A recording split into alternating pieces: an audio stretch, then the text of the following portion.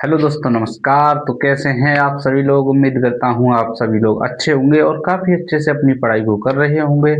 तो मैं बता देता हूँ आज हम क्या पढ़ने वाले हैं। आज हम पढ़ने वाले हैं प्रश्नावली 5.1। तो प्रश्नावली 5.1 पढ़ेंगे हम।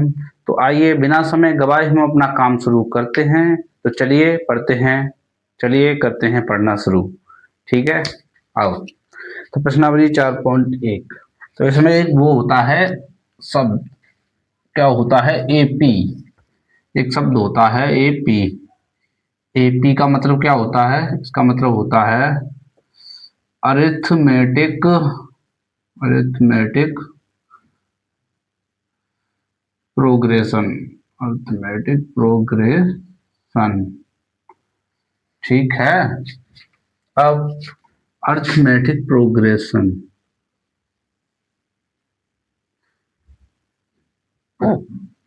कितने तरह की होती है। अरिथमेटिक प्रोग्रेशन दो तरह की। कौन सी?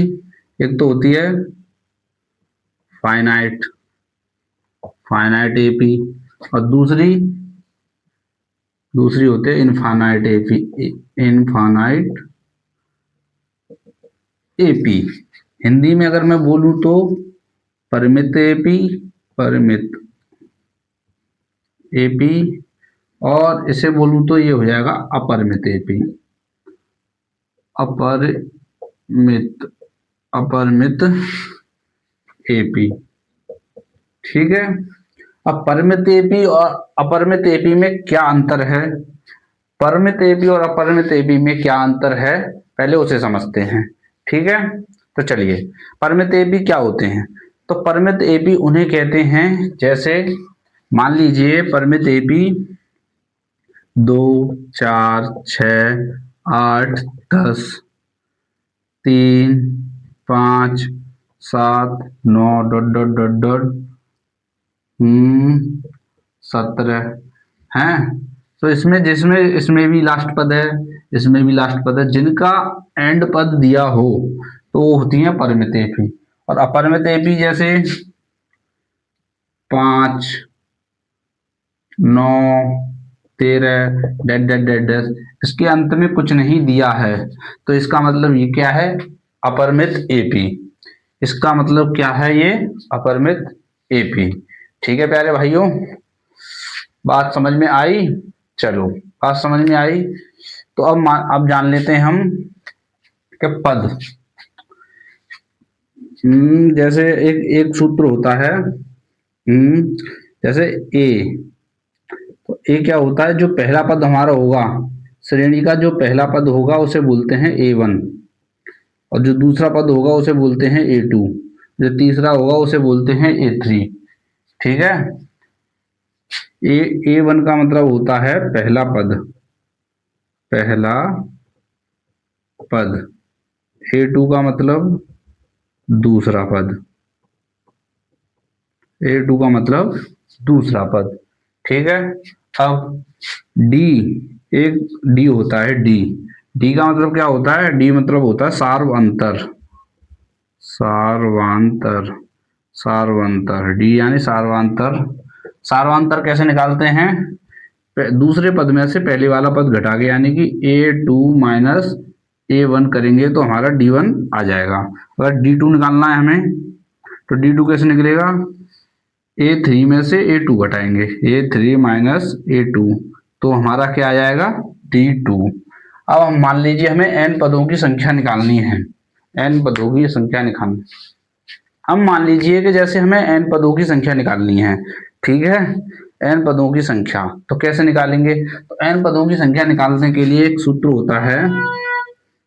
जैसे a का में a हमें 20वां पद निकालना है तो इसका सूत्र होता है a plus n minus one into D, A plus N minus one into D. जैसे a 20 निकालना है तो कैसे निकालेंगे, ए का 20वां पद, ए का 20वां पद हमें निकालना है तो कैसे निकालेंगे, ए प्लस एन कितना है हमारा 20 माइनस एक गुणा डी, तो कितना आ जाएगा, ए प्लस 19 डी। ठीक है, यहां तक तो कोई बात समझ में आई होंगी सारी की सारी बात। ठीक है। अब चलते हैं हम सवालों पर। चलो बच्चों देखते हैं सवाल पर आते हैं। सवाल क्या कह रहा है, निम्नलिखित स्थितियों में से किन संख्याओं की सूची एपी है और क्यों? किन संख्याओं की सूची एपी है और क्यों? प्रत्येक किलोमीटर के बाद टैक्सी का किराया, सवाल नंबर 1 है हमारा, प्रत्येक किलोमीटर के बाद टैक्सी का किराया जबकि प्रथम किलोमीटर के लिए किराया 15 रुपये है और प्रत्येक किलोमीटर के लिए अतिरिक्त किराया 8 रुपये है। अच्छा, जैसे तो सबसे पहले लिखेंगे यहाँ पे हल। अब जैसे मान लीजिए आप ये चल रही है, प्रथम यहाँ से चले तो प्रथम किलोमीटर 1 किलोमीटर के लिए किराया 15 रुपये फिक्स।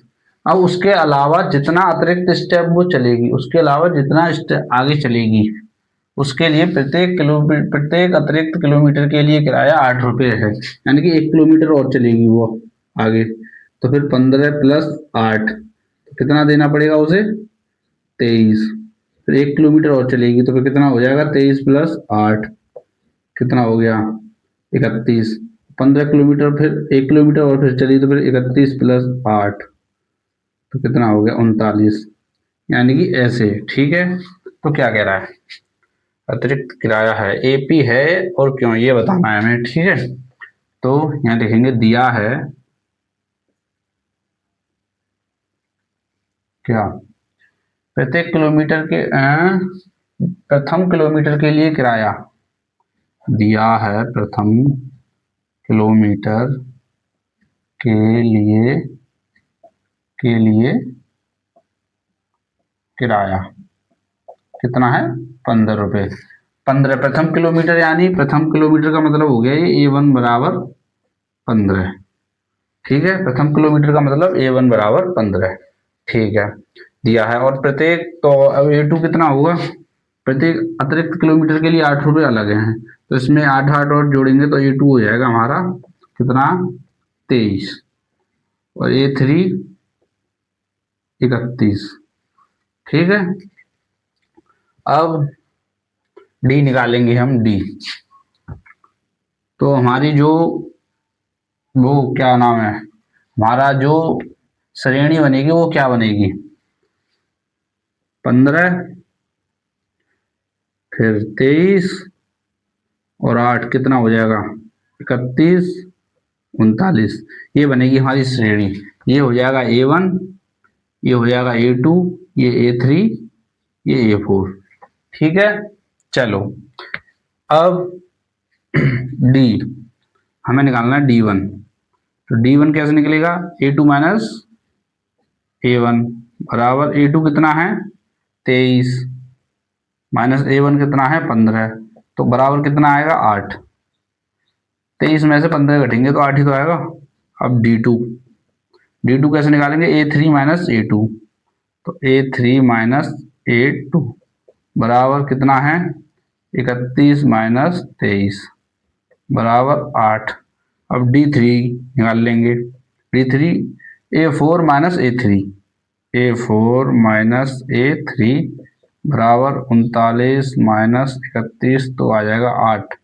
तो यहाँ पर सभी का डिफरेंस जो है A2 D1 D2 D3 सभी का डिफरेंस जो है वो बराबर आया है, ठीक है। तो क्या लिखेंगे, यहाँ पर लिखेंगे D1 बराबर D2 बराबर D3, अतः यह श्रेणी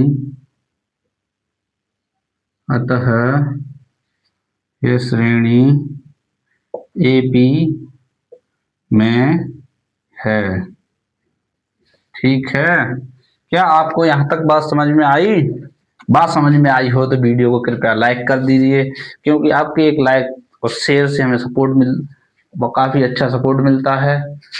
और वीडियो अगर अच्छी लग रही हो, अगर आपको लगता हो कि इससे आपके दोस्तों को भी मदद मिल सकती है, तो अपने दोस्तों को भी शेयर कर दो, क्योंकि आपका तो शेयर करने में क्या जा रहा है, आपके दोस्तों का किसी का फायदा हो जाए तो आपके लिए अच्छी बात है कि नहीं। चलिए करते हैं सवाल नंबर 2। सवाल नंबर 2 पढ़ेंगे।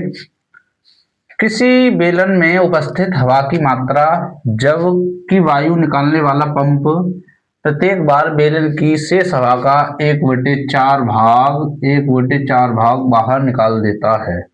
अच्छा, यानी कि एक बेलन है,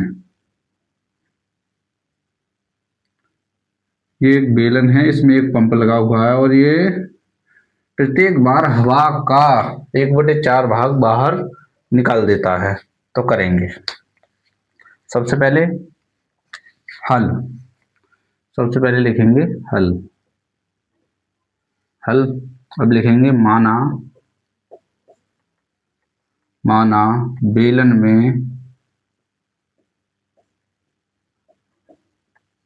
उपस्थित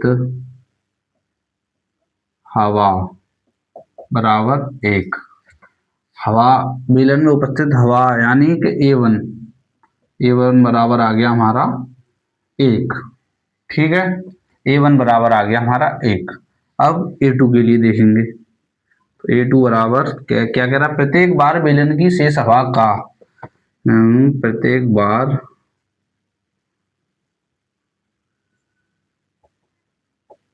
बेलन की शेष हवा का कितना बाहर, 1/4 भाग बाहर निकाल देता है। यानी कि हवा हमारी 1 है और इसमें से हवा का यानी 1 का 1/4 भाग बाहर निकाल देता है।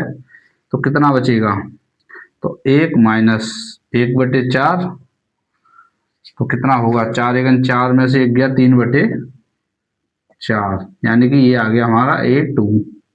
ठीक है, अब A3 के लिए देखेंगे। A3 के लिए कैसे निकालेंगे, फिर दोबारा से बेलन की शेष हवा का प्रत्येक बार बेलन की शेष हवा कितनी है, 3/4। 3/4 में से कितनी घटेगी, 3/4 की 1/4 बाहर निकल रही है ना। ठीक है, तो बराबर में क्या आएगा, ये आएगा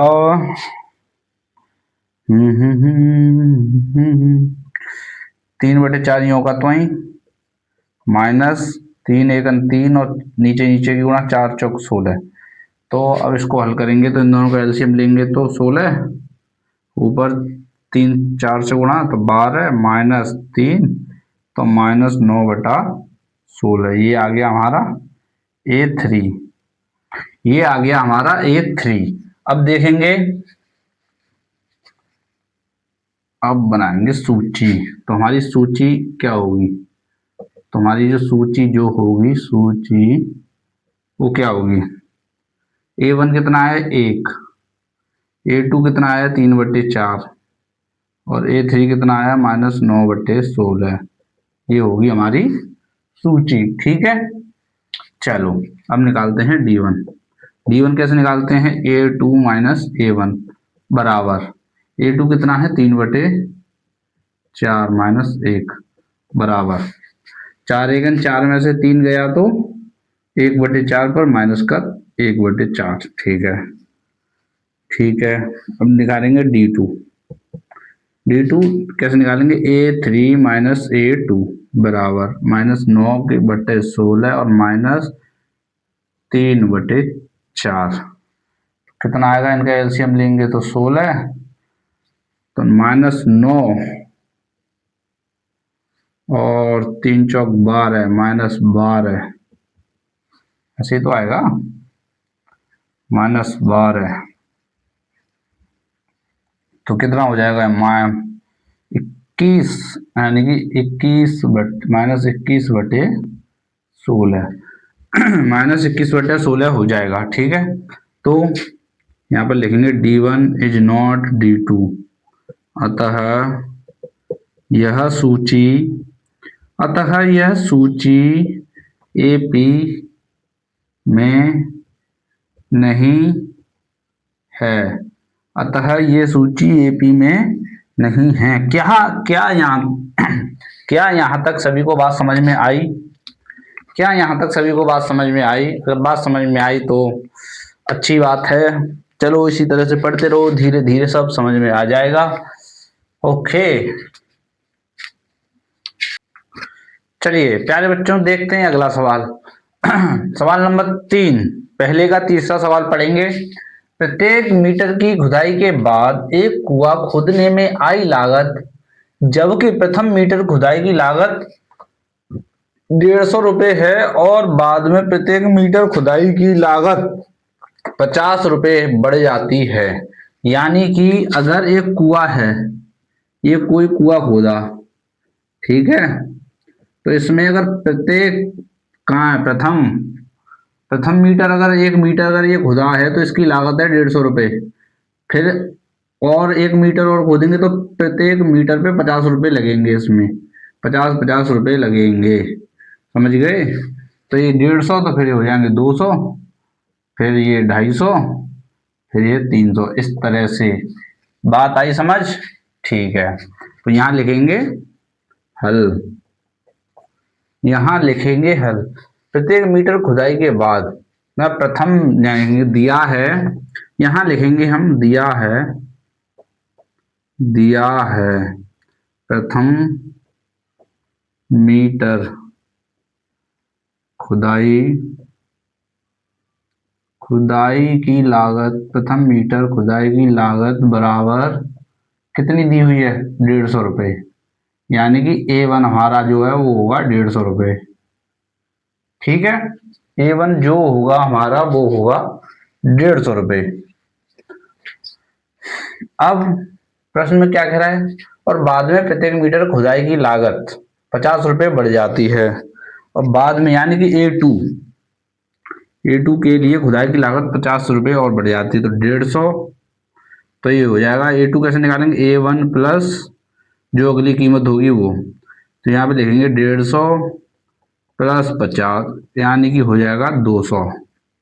और A3 150 प्लस वो 200 प्लस 50, तो हो जाएगा 250। और A4 अगर मैं निकालूं तो 250 प्लस 50 बराबर 300। तो ये आ गए A1 A2 A3। अब ये आ गए A1 A2 और A3, A1 A2 और A3। क्या यहाँ तक बात समझ में आई? आप कहेंगे जी सर आई। तो अब निकालेंगे यहाँ से D1। तो D1 कैसे निकालते हैं? A2 minus A1। तो कैसे? A2 क्या है हमारा? 200, हाँ 200 है, और A1 कितना है? 150। कितना आएगा ये? D1 50। D2 कैसे निकालेंगे? A3 माइनस A2 बराबर, बराबर कितना हो जाएगा? A3 कितना है? 250, 250 माइनस A2 है 200 बराबर 50। और D3 कैसे निकालेंगे? A4 माइनस A3, यानी कि 300 माइनस 250 बराबर 50। तो अब हम यहाँ पर लिखेंगे D1 बराबर है D2 के बराबर है D3 के, अतः यह सूची AP में है, यह सूची AP में है। सूची हमारी क्या होगी? सूची होगी हमारी एक क्यों 200, वो 150, 200, 250 और 300, ठीक है। यह सूची हमारी AP में है। क्या आपको यहाँ तक बात समझ में आई? तो चलिए नोट कर लीजिए।